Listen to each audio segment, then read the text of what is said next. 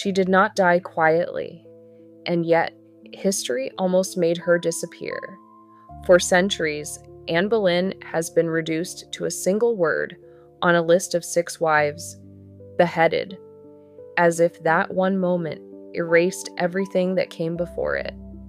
But when you stop and look more carefully, when you sit with the portraits, the letters, the court records, and the prayer books she held in her own hands, you begin to understand that Anne Boleyn was not simply a woman who fell.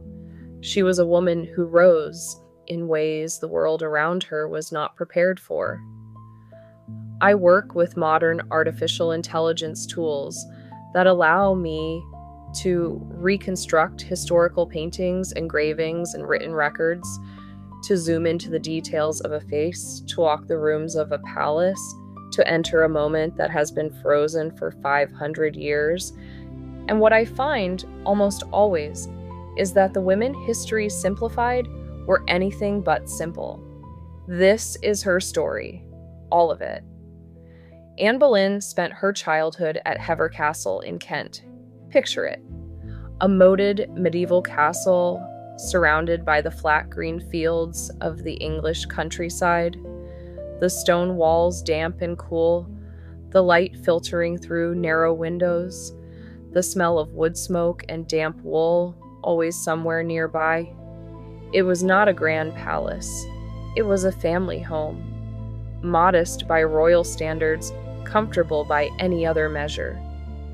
Her father, Sir Thomas Boleyn, was noted for his mastery of French, a useful accomplishment, not just because it was the preferred language at Henry VII's court, but also because it was the language of European diplomacy. Thomas Boleyn was ambitious. He understood that in Tudor England, your children were your currency. And so, when an opportunity arose to place his young daughter at the court of Margaret of Austria in the Netherlands, he took it without hesitation. Anne was placed at Margaret's court at Mechlin in around 1512. She was perhaps 11 or 12 years old. Margaret herself wrote kindly of Anne's progress, describing her as so presentable and pleasant, considering her young age, that she felt more indebted to Thomas Boleyn for sending her than he could possibly be to Margaret for taking her. That is the first recorded impression anyone committed to paper about Anne Boleyn. And it is one of intelligence, of poise, of a girl who already understood how to be observed. From the Netherlands, she moved to France. After Louis XII's death in 1515, Anne stayed in France for 7 years in the household of Queen Claude, wife of the new king, Francis I. 7 years. She was not visiting, she was being shaped. The French court was the most sophisticated in Europe. Its fashions, its music, its language, its ideas about love and theology, all circulating in those gilded halls like warm air. Anne absorbed all of it. She learned to sing with grace and to play the lute. She danced with an ease that one contemporary described as almost effortless. She spoke French as naturally as English. She returned to England in 1522, a different person than the child who had left. By New Year 1522, Anne had gained a position at the royal court as lady-in-waiting to Queen Catherine. She stepped into Henry VIII's court as if entering a theater, and she knew immediately how to play it. She quickly established herself as one of the most stylish and accomplished women at the court, and soon a number of young men were competing for her. Anne was not conventionally beautiful according to the standards of the time. The Tudor ideal leaned toward fair skin, pale hair, a soft roundness. Most contemporary accounts indicate that she had dark hair, dark eyes, and a slender build.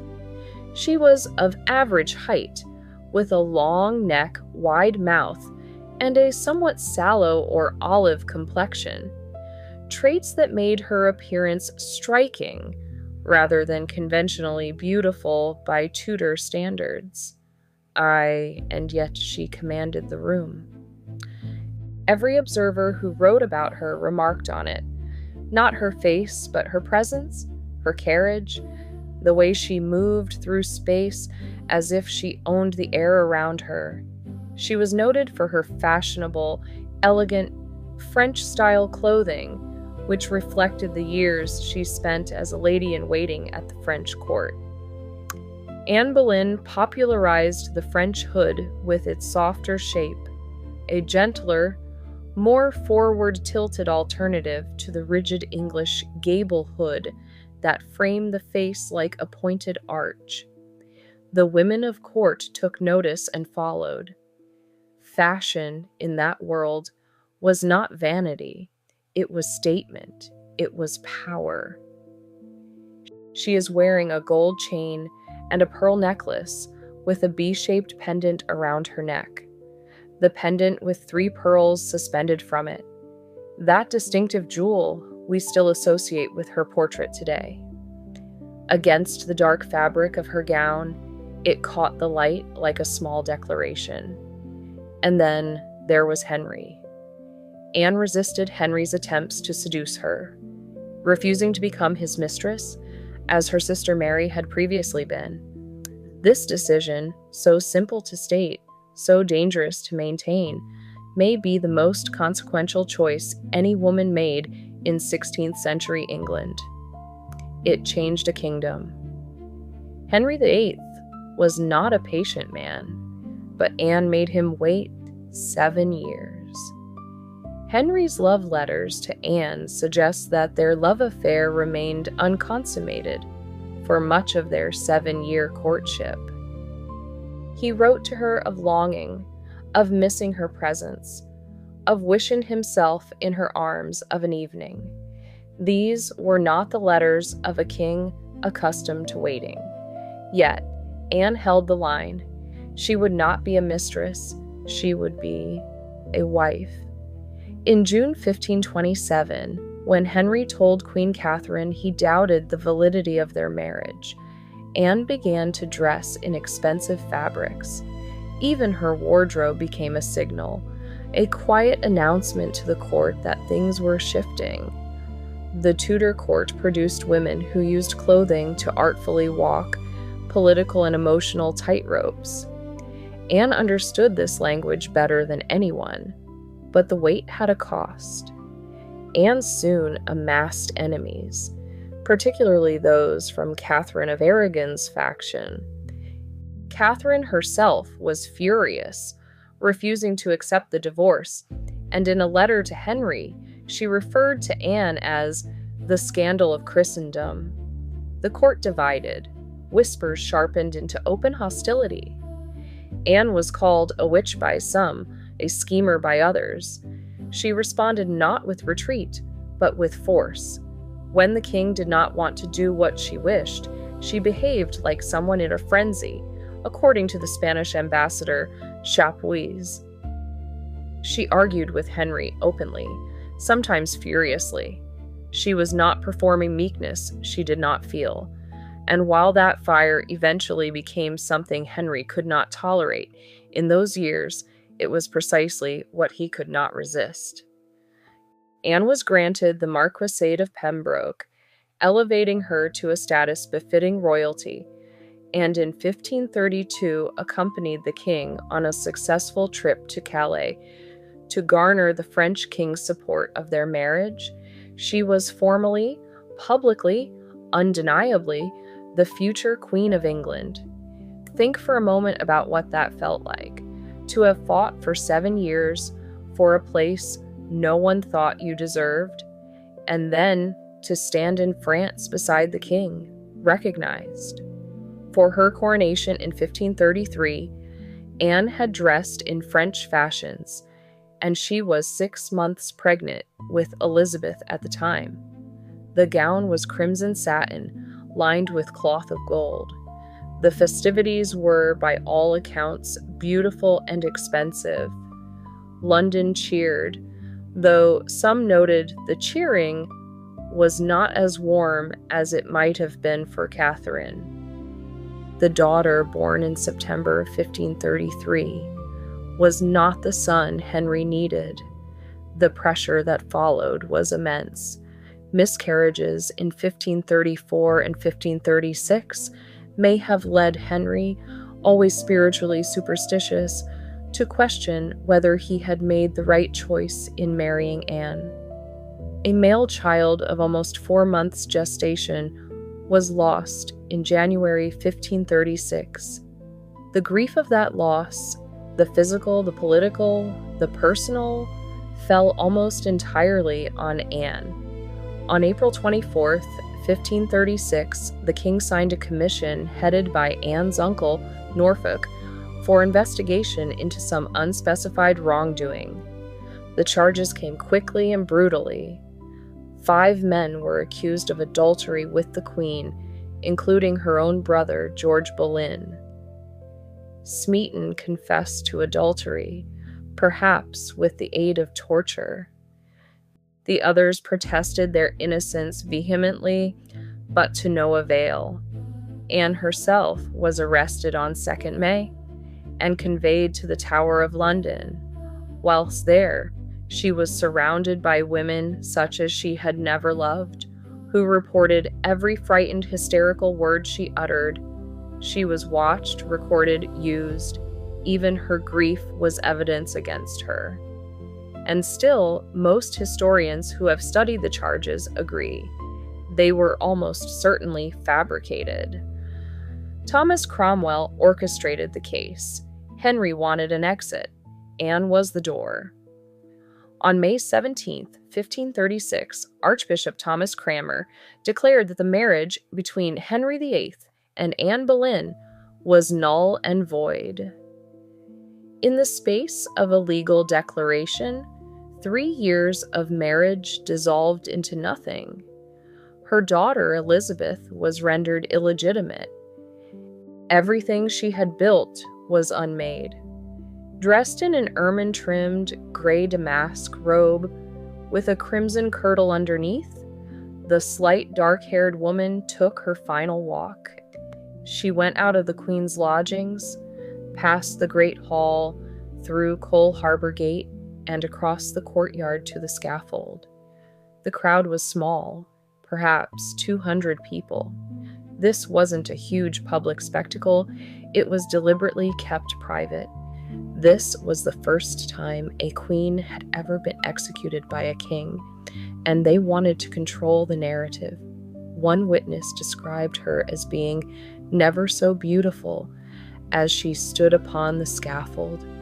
She had arranged her headdress and her clothing carefully beforehand so that nothing would delay the swordsman. Even in her final hour, she was precise. She was composed. She was Anne. She addressed the crowd. "Good Christian people, I have not come here to preach a sermon. I have come here to die. For according to the law and by the law, I am judged to die, and therefore I will speak nothing against it. I pray God save the king and send him long to reign over you, for a gentler nor a more merciful prince was there never." She was thinking about her daughter, Elizabeth, and keeping Elizabeth safe. Every word of that speech was measured. She died protecting a child who was not yet 3 years old, and that child, illegitimate, motherless, stripped of her title, would grow up to become Elizabeth I, one of the longest reigning and most celebrated monarchs in English history. Anne Boleyn, the mother of the future Elizabeth I, was then laid to rest in an unmarked grave, buried as a traitor to the crown. Henry married Jane Seymour a mere 11 days after Anne's execution, and yet Anne could not be erased. In her Book of Hours, she had written, "Remember me when you do pray, that hope doth lead from day to day. and in another prayer book in her own hand, she left a single line that has followed her through centuries. Le temps viendra. The time will come. She was right. It came.